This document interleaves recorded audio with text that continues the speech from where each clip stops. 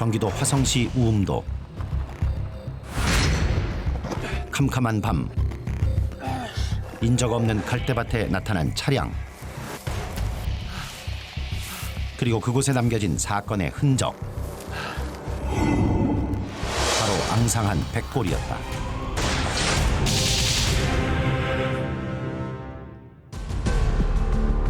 경기도 화성 서부경찰서. 용산은 230대. 강력팀의 출동 명령이 떨어졌다. 한 남자가 여자를 강제로 차에 태우려 한다는 신고가 들어온 것이다. 강제로 태웠다. 긴박한 상황. 의심이 되는 거죠. 20대 흰 생머리 청바지랑 불박. 현장으로 달려가는 강력팀. 차에 태워진 여자의 신변을 보호하는 일이 급선무다.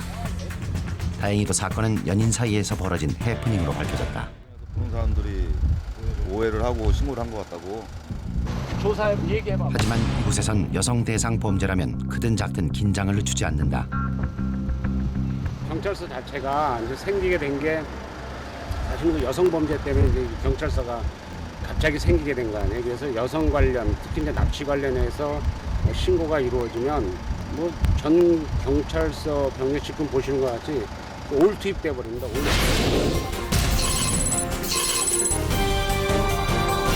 여덟 명의 부녀자가 연쇄적으로 살해당한 9명을 살해한 이 사건은 화성 연쇄살인 사건의 연속선 상에서 수사를 벌이고 있습니다.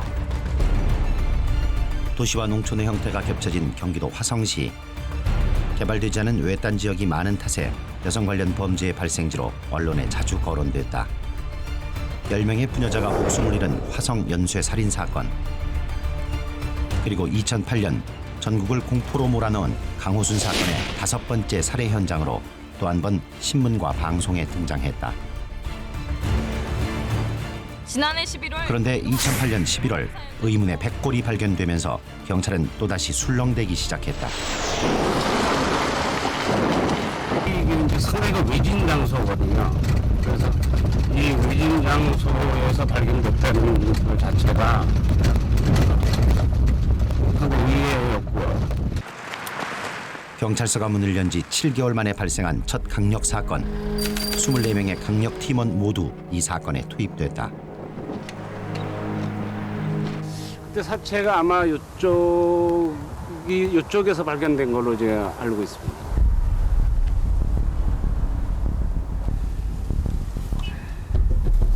일단은 여자구만. 그러네요.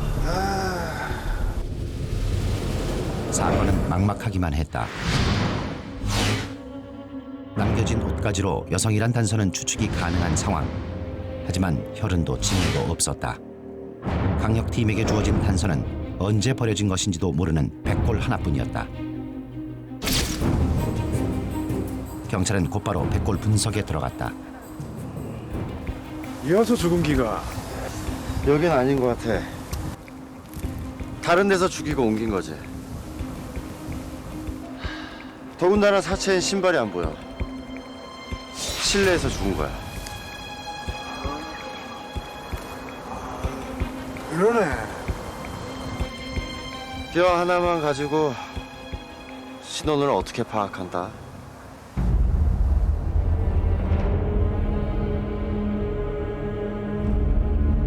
다 온전한 상태로 있다면 뭐 지문을 통해서라든가 인적을 확인할 수 있는 무슨 서류에 의해서 인적이 나올 수 있지만 이렇게 유골이 발견된 것은 그는 아무런 그 신원을 확인할 수 있는 방법이 없잖아요. 그렇다면 경찰은 백골을 통해 어떤 정보를 알아낼 수 있었을까? 먼저 성별인 경우에는 머리뼈라든지 골반뼈가 남자, 여자에 있어서 큰 차이를 보이는 뼈들입니다. 그래서 머리뼈하고 골반뼈를 중심으로 관찰을 해서 남자인지 여자인지 성별 판별을 하게 되고요. 그 다음에 나이를 추정할 때에는 보통은 이제 치아의 교모도라고 해서 상아질에 어느 정도 노출되는지를 확인을 해서 나이를 이제 추정을 하였고요. 그런데 피해자의 얼굴뼈에서 중요한 단서가 포착됐다. 광대뼈에서부터 귀 뒤쪽으로 연결된 광대활이라는 뼈가 보통 사람들과 달리 끊어져 있었던 것이다. 얼굴을 더 예뻐지게 하려는 성형수술의 흔적이었다. 부검을 통해서 안면 축소 수술을 한 그런 근거가 있기 때문에 성형외과에서 이건 큰 수술이기 때문에 분명히 수사 근거가 있을 것이다 이렇게 판단을 해가지고 이제 성형외과를 뒤지기 시작했던 것이죠. 안면 축소 수술을 받은 피해자. 경찰은 이 수술을 받은 환자의 신변 확보에 나섰다. 그런데 경찰이 이곳엔 어떤 일 때문이시죠? 이 병원에서 안면 축소 수술한 환자에 대해 알고 싶어서 왔습니다. 환자의 개인정보는 절대 알려드릴 수가 없습니다. 예, 좋은 기라고 협조 부탁드립니다. 죄송합니다. 저희는 절대 알려드릴 수 없습니다. 성형외과 수술하면서 저희들이 멸시를 많이 받거든요. 촌뜨기 형사들이 서울 강남에 가서 수술을 하는데 아예 거들떠보지도 않았으니까. 그러니까 그 성형외과 그 수사할 때 우리가 그만큼 머릿속에 박혀 있는 거죠. 그게. 당시 경찰이 발품을 팔며 돌아다닌 병원의 수는 500곳이 넘었다. 아침에 출발해서 그 병원 영업 끝날 때까지 강남에 있는 성형외과를 뒤졌던 것 같습니다.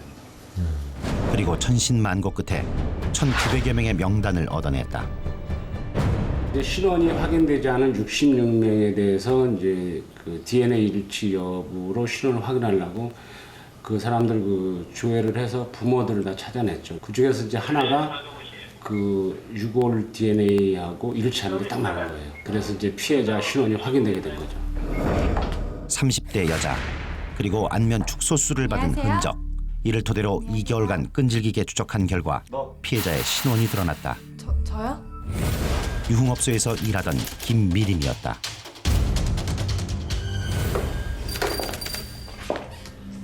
최연아 씨 되시죠? 네. 한 가지만 여쭙겠습니다. 피해자에게 남자친구가 있었던 거죠? 네. 돈 많은 남자 하나 물은 거죠. 자주 찾아왔습니까? 미래이 보려고 맨날 왔어요. 둘이 같이 살다시피 했는데요. 같이 살아요? 네. 동거하려고 여기 그만둔 거예요, 걔. 마지막으로 본 건 언제죠? 작년? 아니 벌써 재작년이네요. 연락은 전혀 없었습니까? 아, 돈 빌려달라고 문자가 왔었어요. 문자요? 네. 여름쯤이었나? 한 7월쯤? 시체를 유기한다는 것은 발견이 안 되게 한다는 것이죠. 발견이 안 되는 건 뭐예요? 아는 사람이 범행을 했다는 것이죠. 그렇기 때문에 그 사람을 용의자로 둘 수밖에 없는 거고 복장 상태를 봐서 동거하던 사람이 가장 유력하게 볼 수밖에 없는 거죠. 경찰은 피해자의 동거남 박철수의 행방을 쫓기 시작했다. 차가 있어야 갈 수 있는 우웅도 갈대밭. 경찰은 박철수가 중고로 이미 팔아버린 차량까지 찾아냈다. 그런데 근데 이거 흔적이 안 보이네. 시일이 지나서 뭐 흔적이라도 남아 있겠어요? 팀장님, 트렁크 좀. 뭐 좀 있겠어? 강력팀 형사들은 혈흔을 찾기 위해 루미놀 시약을 뿌렸다. 루미놀 사용 한번 해봐야겠는데요. 그리고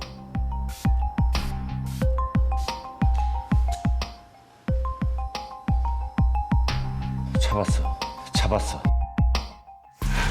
트렁크 아랫부분에서 형광물질이 반짝이기 시작했다. 혈흔이 검출된 것이다. 유전자가 차에서 발견이 됐고 피해자하고 일치가 되고 그건 이제 명확한 증거가 확보된 거잖아요. 그래서 범인을 특정짓고 체포영장을 받아서 검거하기 이른 거죠. 2009년 2월 경찰의 집요한 수사 끝에 피해자 김미림의 동거남 박철수가 자신의 집 근처에서 검거됐다.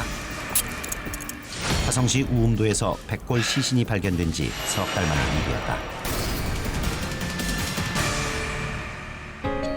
한때는 사랑했지만 그 최후는 비참했던 두 사람. 박철수가 밝힌 사건의 전말은 이랬다.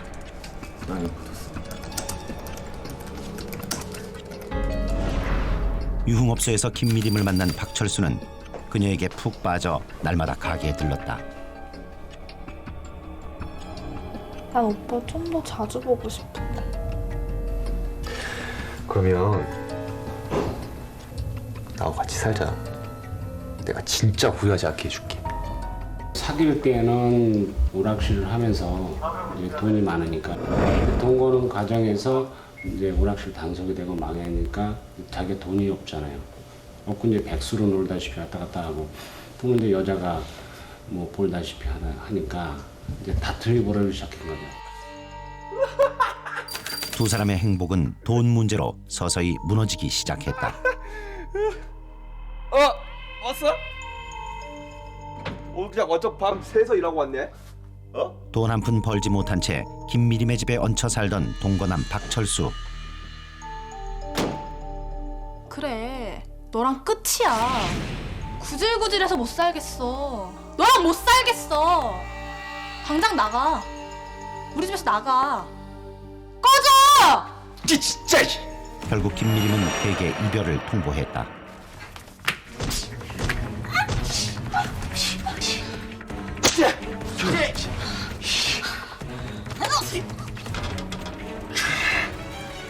돈만 보고 나간 거지?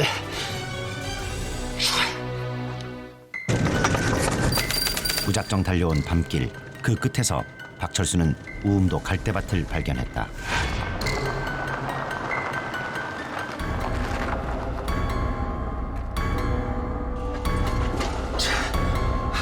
시신은 여행 가방에 담긴 상태였다.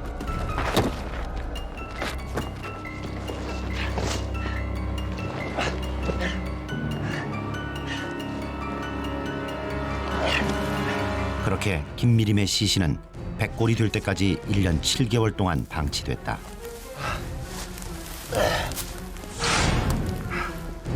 동거녀 김미림을 죽인 박철수는 이후 더욱 대담한 행보를 보였다. 그녀가 저금해둔 돈을 자신에게로 이체시킨 것이다. 박철수는 김미림이 가지고 있던 7천여만 원의 돈을 자신의 통장으로 옮긴 다음 펀드나 신탁에 투자했다.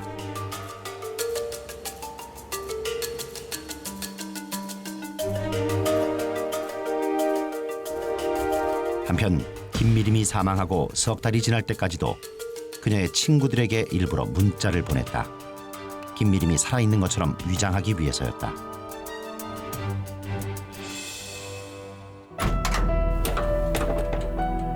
하지만 차량에서 발견된 피해자의 혈흔 그리고 피해자의 계좌에서 돈을 빼간 사실이 드러나면서 박철수는 결국 자신의 죄값을 치르게 됐다.